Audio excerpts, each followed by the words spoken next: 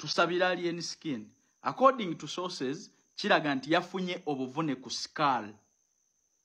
Ne kireetera brain bleeding. Ate mukimanyi nti it is very risky omuntu okufuna omusaayi mu bwongo n'addamu okubeera nnomo. Singa Alien Skin ku basawo benjogeddeko nabo anaagoyinga under operation okujja omusaayi mu bwongo ayinza okumala emyaka ng'egi nga tazzeemu kuyimba. So mubiraba ng'ebyokusaaga naye babadde beetoolodde Alien Skin bakugamba nti batuuse okumuddusa mu ddwaliro ng'omutwe takyaguulira. Mubimanyi bulungi eby'omusaayi blood clot mutwe. So bangi baba operatinze bamusala omutwe ne bamuoperatinga okumujja mu omusaayi mu bwongo naye namba y'abantu abasinga tebadda ngulu. Second, tebaddamu ku performinga nga bwe babadde. Ekyokubiri, treatment etwala ebbanga ddene ng'ovudde ku mirimu gyo. That's why nti benjogeddeko nabo baŋŋamba nti emyaka ng'egi nga Alien Skin tozzeemu kumulaba ku stage. So ffenna tufukamire tusabire mafia boss akaseera kaayita musikangu. According to sources balaga nti yafunye skull damage. Kino ne kireetera omusaayi okugenda mu bwongo. So mwenna ababiyite by'olubalaato bwe biti bwe bitandika Wirositi Segirinya ng'ajja kuno n'abaga nti bannange ngenda. Alien Skin mafia boss yeegumya naye olaba atuuse okugwa wansi ne bamuteeka mu ambulance. So ekizibu kisoboka okuba nti si bwe tukirowooza bwe kiri. So tusabe buli omu mu ddiini ye, buli omu mu lulimi lwe, abaagaliza Alien Skin ebirungi n'abamwagaliza ebibi kubanga omulambo temulina kye mugenda kugufunamu. Ke kaseera tumusabire amawulire galeme kuba nga bwe gali olwaleero. Alien nkusabira nnyo my brother teri Katonda. Yali ku driver seat amayinja agaamukubwa ng'abamukuba bamukuba n'ekigendererwa ate wana Alien we yali akuttadde wansi omutwe baagukuba ne gwatika. Omuzaya nge omusaayi gwafubutuka mu masiki jukira yatera kwambala masiki ebiseera ebisinga. Nenga bali bamukuba amayinja balemezaako kimu bakubali consistency bamukuba amayinja nga baagala akole ki ate. Era bw'agaana okuta kwe kuyiiya engeri gye bakuba mu maaso ne babanga bakola ki nga bakuba amayinja mu maaso g'emmotoka. Okitegeera omusajja baamukuba ejjinja Ibula ngambye baakuba Alien ejjinja n'awunga namu. Nze munyenyanya okumuzadde engulu abesitedde ku steringi ng'ate wetuli waliwo n'oluwonko. Nenga mayinja ge gavuga galinga nkuba. Kakati ebyaddala omusajja yali afiiridde mu vita ebyaddala. Okimanya omuntu ng'akedde ku makya nakkuba ejjinja eriri serious ku mutwe. Okitegeera omuntu n'akeera ku makya nakkuba ejjinja eri ku mutwe. Ng'obadde ovuga oli mu kulwana kwetaasa. Abasajja babakubanga amayinja naye nga bakuba kintu kimu bakuba mission muve ku mmotoka kwe mukumira omuntu kwe yali akola ki mwe yali atambulira. So kakati mwe bumba omuntu abeereyo n'omusanga nga ali mu bintu bya lwali ali mu kwogera bya kusaagasaaga abaana nze mbalabyeko. Okitegeera era yeeyibula kati akajampa tekamuki tekamuva ku akakofiira tekamuva ku ki tekamuva ku mutwe akakofiira tekakyamuva ku mutwe. Gino emikono bagikuba gyonna ne gizimba naye yalemera ku mmotoka ng'agikutte kubanga yali akimanyi abakuta mmotoka eyo ne bamukuba n'atendewalira mangu n'agivaako kitegeezaaga amayinja gaali gagenda kuba agatuuka ku Alien Skin direct. Okitegeera naye baasobola okuba nga balwana ne baba nga basobola okuvaayo nga bakola ki nga balamu. Imagine omuntu akuba amayinja naye nga wakkubira w'ovugira luwonko. Okitegeera naye ng'ebyaddala Alien Skin embeera mwalinze era mbagambye nalina kuba mu ddwaliro talina kubeera wano. Bino byabagamba abalimba talina bwokke bwakola ki talina bwokke bwalimu kuba nze mbaddeko n'abantu ab'empaka mu kujjanjabwa mbamanyi.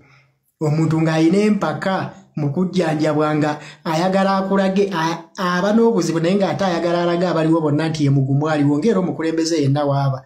Ne waliwo akaseera ekatuuka ng'alina kakibwa bukakibwa okuba ng'akola ekikola ki okuba ng'akola ekitambula. Okitegeera naye ng'ebyaddala Alien Skin yali agenda kufa.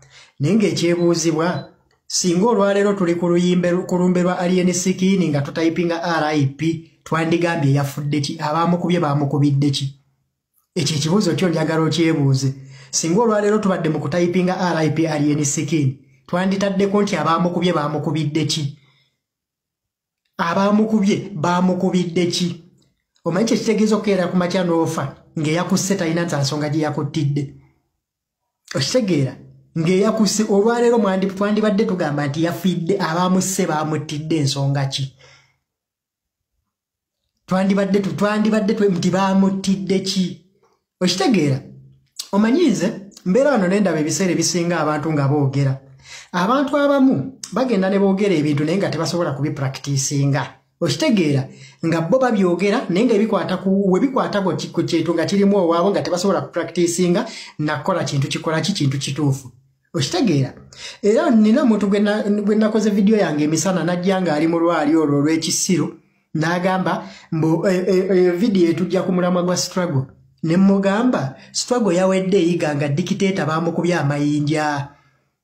Dictator bamukubye amayinja, struggle yawedde. Twagenza okuva eyiga nga struggle ewedde. Gwe tewalabye abaana wano nga baselebratinga nti ekizibu kya struggle ekiganye bannayuganda okwenunula kyakubiddwa eyiga. So kati Uganda tuli mu nsi nsuubize, buli omu akola kyayagala, basibye balansi, abana obuveera abakola ki? Tuli mu nsi nsuubize bannange, dictator twamukubye eyiga. So kakati tuyogeyoge ffe nga ffe abagala enkyukakyuka ng'obwedda bwe tuyogayoga nti ono yakubiddwa bamumaze. Okitegeera kakati okuyogayoga guno okutegeeza nti obuwanguzi twabufunye era tuli ntebe mu ntebe. Omulwadde ne yeekyanga.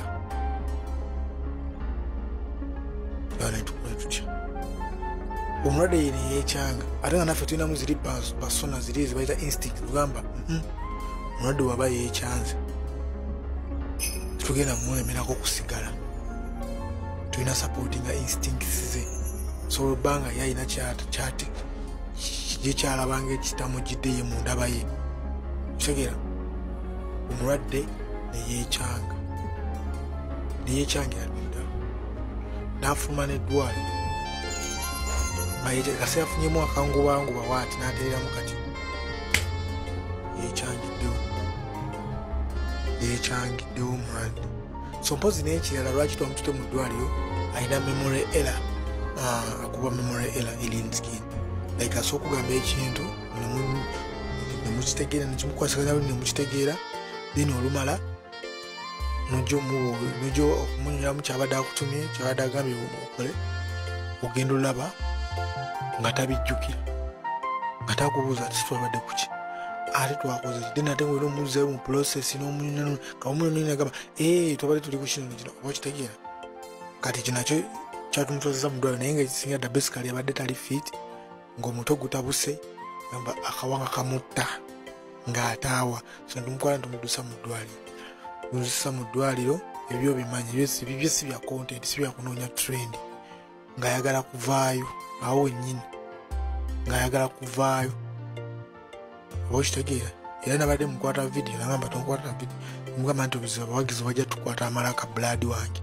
kati so tukwateyo just oba okitegeera naye nga buli kimu aganya kati so mu ddwaliro twatuse mu ddwaliro eyo yeekyangiddeyo nga mbagaminyumiza process yonna then nga tulina okumuzza nagala kudda waka tumuzza ewaka kati then tugenda laba scan saba tuwandikira recommendation tunoonye engeri either bamuzeeyo mu ddwaliro oba bamutwale mu nsi endala bamukoleko scan eyo gye bagamba either bamuze mu ddwaliro oba bamukoleko scan endala.